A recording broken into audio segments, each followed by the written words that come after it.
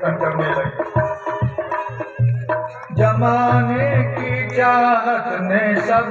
जी अपना नाम और परिचय बताएं। जी, ये आश्रम श्री त्रिदंडी देव वानप्रस्थ आश्रम है और यहाँ पर हम लोग रहते हैं। यहाँ पर अध्यक्ष ये श्री सुंदरराज यतिराज स्वामी मेरा नाम है। और यहाँ प्रतिवर्ष की भांति इस वर्ष भी श्री तुलसी शालिग्राम भगवान विवाह महोत्सव होता है, जो कि 16वां ब्रह्मोत्सव है। ये 16वां शालिग्राम भगवान का विवाह महोत्सव है। जो विवाह महोत्सव का समय जो रखा गया 14 तारीख को है। 15 तारीख यानी पूर्णिमा को देव दीपावली है। तो सभी भक्तों से प्रतिवर्ष आते हैं, इस वर्ष भी कहूँगा, वो चंदौली वाले हों, बिहार वाले, झारखंड वाले, यूपी वाले, सारे भक्त लोग 13 तारीख या 14 तारीख को दिन में आ जाएंगे और भगवान शालिग्राम भगवान के विवाह महोत्सव में सम्मिलित होकर के उसका आनंद लेंगे, अपना कल्याण करेंगे। कितने दिन होता है आपका ये? जी, ये भागवत कथा तो 7 दिवसीय होती है। कथा 7 दिन की होती है। यज्ञ लक्ष्मी नारायण महायज्ञ 5 दिवसीय होता है, जिसकी पूर्णाहुति 15 तारीख को ही है।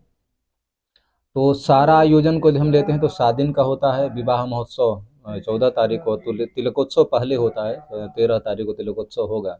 तो इसमें कई अनुष्ठान होते हैं, पारायण भी होता है और जप भी होते हैं, है ना। तो कई अनुष्ठान होते हैं और जरूर इसका बहुत बड़ा महत्व है। अब गंगा स्नान भी हो जाता है, देव दीपावली का दर्शन भी हो जाएगा, विश्वनाथ जी का दर्शन, साथ में भागवत कथा श्रवण लाभ मिल जाता है। तो जरूर इस महोत्सव में सम्मिलित होना चाहिए। अब बात ये रही कि स्वामी जी ये क्यों करते हैं, तो तुलसी माता शालिग्राम भगवान का महत्व ये है कि जब अधर्म का बोलबाला हो गया था, जैसे जालंधर आदि दैत्यों की बात आती है, राक्षसों की बात आती है, बहुत बड़ा बलशाली था तपबल के प्रभाव से, जिसकी पत्नी वृंदा जो थी बहुत वैसी थी, पतिव्रता थी, जिसके वजह से भगवान नारायण को अवतार लेना पड़ा। सारे देवता त्राहिमाम करने लगे। उसका अत्याचार इतना बढ़ गया कि सारे देव से गंधर्व यक्ष किन्नर आदि मानव सब परेशान हो गए।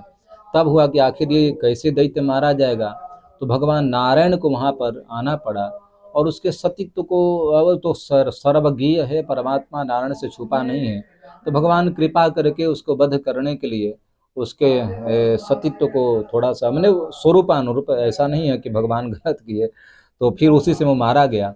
तो ये कहा जाए कि अधर्म का जब उन्नति यानी बढ़ जाता है, बढ़ोतरी हो जाती है और अधर्म का बढ़ोतरी, धर्म का ह्रास होता है, तो वही परमात्मा भिन्न भिन्न रूपों में आ करके धर्म की स्थापना करते हैं, दानवों का दुष्टों का वध करके भक्तों का कल्याण करते हैं। तो हम समस्त भक्तों के लिए, जगत में मानव मात्र के लिए परमात्मा इस रूप को धारण करके आए हैं। तो हम भक्तों के लिए जरूर इसे भगवान के इस मंगलमय महोत्सव में, विवाहोत्सव में सम्मिलित होकर के और आनंद आदि का लाभ लेना चाहिए अपना।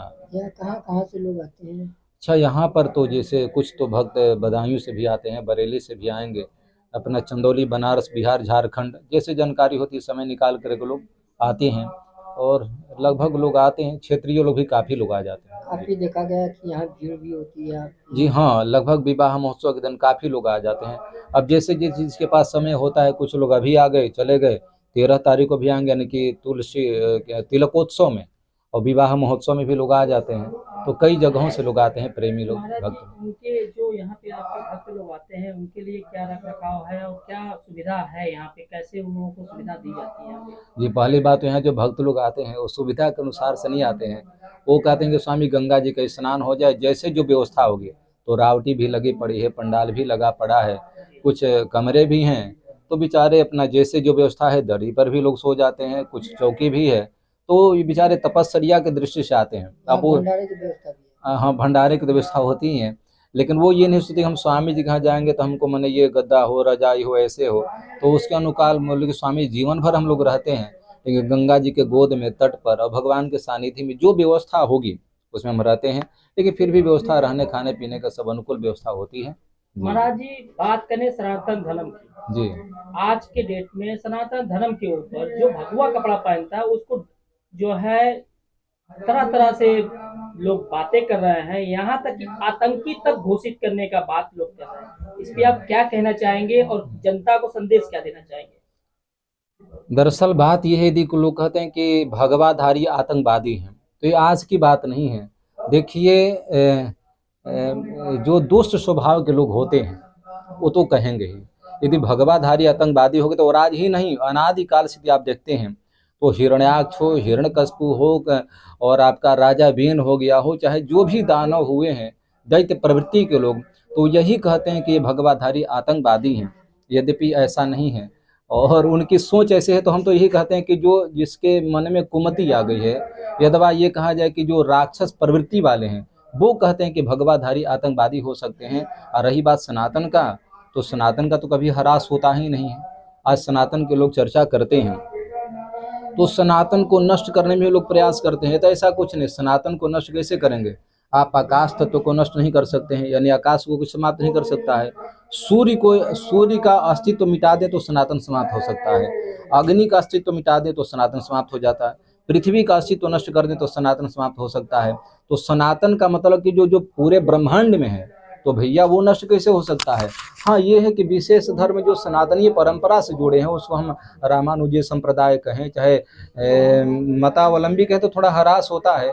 यद्यपि ऐसा नहीं कि सनातन कोई नष्ट कर सकता है, और संत तो जगत के कल्याण के लिए होते हैं। अब उनकी सोच जाके रही भावना जैसी, प्रभु मुहूर्त देखिए तिन तैसे।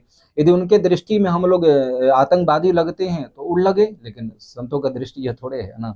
बात हो रही सनातन धर्म की, जी तो यहाँ पे योगी आदित्यनाथ वो भी जी। सनातन धर्म से जुड़े हुए हैं, जी जी। और बराबर उनके ऊपर ये आरोप लग रहा है कि अगर वो मुख्यमंत्री हैं तो वो भगवाधारी क्यों हैं? उनको सफेद कपड़े में रहना चाहिए, अन्यथा उनको मुख्यमंत्री पद छोड़ के चले जाना चाहिए, क्योंकि लोगों का कहना है कि भगवाधारी सेवा नहीं दे सकता है। नहीं, ये गलत बात है। देखिए, हमारे यहाँ कई परिधान हैं। जैसे एक तो परिधान है, भगवान नारायण जो प्रथम बार में दर्शन दिए थे, यानी कि करदम जी महाराज को, तो उस समय श्वेत वस्त्र में दर्शन दिए थे। इदानीम कृष्णताम गतः, तो वही भगवान श्वेत वर्ण में, पीत वर्ण में, रक्त वर्ण में, श्याम वर्ण में आते हैं। तो वैसे कुछ भक्त ऐसे हैं जो रक्त वर्ण में यानी लाल कपड़ा पहनते हैं, कुछ ऐसे हैं जो सफेद कपड़े ब्रह्मचारी वगैरह पहनते हैं। गेरुआ तो हम भी पहने हैं। तो ये नहीं कि गेरुआ वस्त्र वाला ही सन्यासी हो सकता है या त्यागी हो सकता है, और राज्य नहीं चला सकता है। वस्त्र तो सफेद भी धारण करके चला सकते हैं। क्या सफेद वस्त्र में लोग सन्यासी नहीं होते हैं क्या? सफेद वस्त्र धारण करने वाला भी त्यागी होता है, वो भी विरक्त होता है, ब्रह्मचारी होता है, राष्ट्र सेवा करता है। तो ये परिधान अपना अपना वर्दी है, ठीक है ना। कोई गेरुआ पसंद करता है, उसकी परंपरा है गेरुआ पहनने का। जैसे मान लिया जाए, अब हम लोग ऊर्ध्वपुंड लगाते हैं, यह हमारा चिन्ह है। कोई त्रिपुंड लगाता है, कोई ऐसे गोपी चंदन लगा लेता है। तो आप बोले कि नहीं यार, त्रिपुंड वाले ज्यादा सेवा करेंगे, ऊर्ध्वपुंड वाले नहीं करेंगे, चाहिए वाले नहीं करेंगे। तो वस्त्रों से कुछ लेना देना नहीं होता है। तो यदि माननीय मुख्यमंत्री श्री आदित्यनाथ योगी जी यदि भगवत वस्त्र धारण किए हैं, तो केवल भगवाधारी ही संत नहीं होते हैं, श्वेत वस्त्र धारण करने वाले भी होते हैं, पीताम्बर पहनने वाले भी होते हैं। और रही बात तो काला कपड़ा पहनने वाले जो अवघड़ संप्रदाय वाले होते, वो भी सेवा करते हैं, साधु होते हैं। तो ऐसा नहीं है कि आदित्यनाथ योगी यदि भगवा वस्त्र धारण किए तो राष्ट्र सेवा नहीं कर सकते हैं, इससे कुछ लेना देना नहीं है। वस्त्र तो वस्त्र होता है। और शासक की बात रही, तो शासक आज ही नहीं, पूर्व में भी हमारे कई सन्यासी संत ऐसे हुए हैं। विश्वामित्र आदि की बात जानते हैं, वशिष्ठ आदि की बात जानते हैं। क्या ये शासक नहीं थे क्या? ये नहीं अनुशासन, ये भी तो राष्ट्र चला रहे थे। इसलिए ये जो सोच जिसकी मानसिकता है वो ठीक नहीं है, उनकी अपनी विचारधारा है। सनातन धर्म के ऊपर आप जनता से क्या अपील करना चाहते हैं? एक साथ रहने की जो इस समय चल रही है, अलग अलग तरह का लोग बना बना के चला रहे हैं, एक रहे नेक रहे, एक रहे सेफ रहे, इस पे आप क्या कहना चाहते हैं? देखिए, बात आज में बड़ी पुरातन बातें हैं। वेद का वाक्य है, ब्राह्मणस्य मुखमासीद बाहु राजन्य कृतः, ये वेद का वाक्य है। हमारे यहाँ 4 वर्ण है। गीताकार श्री कृष्ण कहते हैं चत्वारि वेदाः ब्राह्मण क्षत्रिय वैश्य शूद्रः तेषां पूर्वो जन्मतः, सवेद का वाक्य है। भगवान श्री कृष्ण ने गीता में कहा कि चातुर् वर्णम मया सृष्टम गुणकर्म विभागशः, 4 वर्ण हैं, तो 4 परंपरा है। तो लोगों की मान्यता ये है। तो हम यही कहें कि हम कभी नहीं बटे थे और आज भी नहीं बटे हैं। कुछ चंद ऐसे हैं, मैं उनका भी नाम नहीं लूंगा, जो अपनी कुर्सी के लिए हम जो 4 वर्णों के लोग हैं, उसमें ब्राह्मण हो सकता है, क्षत्रिय हो सकते हैं, वैश्य समाज, शर्मा बर्मा आदि लोहार आदि सारे लोग आ जाते हैं। तो इनको तोड़ने के विभाजन करने का प्रयास करते हैं, और यही कारण रहा कि हम आज टूटते टूटते मैंने बढ़ते बढ़ते आज हम कमजोर हो गए हैं। तो बस यही कहना चाहूँगा कि हम पहले भी एक थे और आज भी एक ही रहने में भलाई है।